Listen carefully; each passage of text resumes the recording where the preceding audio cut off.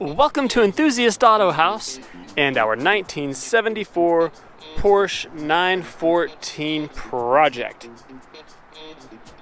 A lot of rust repair has been done. Floor pans, boxed rockers. You could actually install a V8 in it now. It has fiberglass GT flares, and it still has plenty of rust repair left.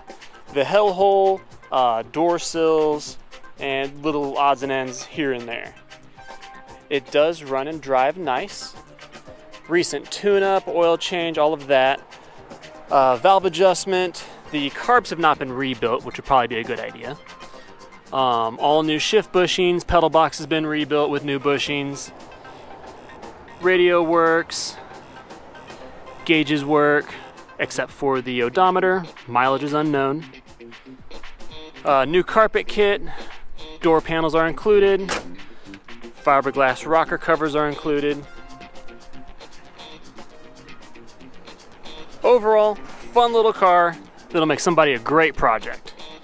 So there you have it, our 1974 Porsche 914.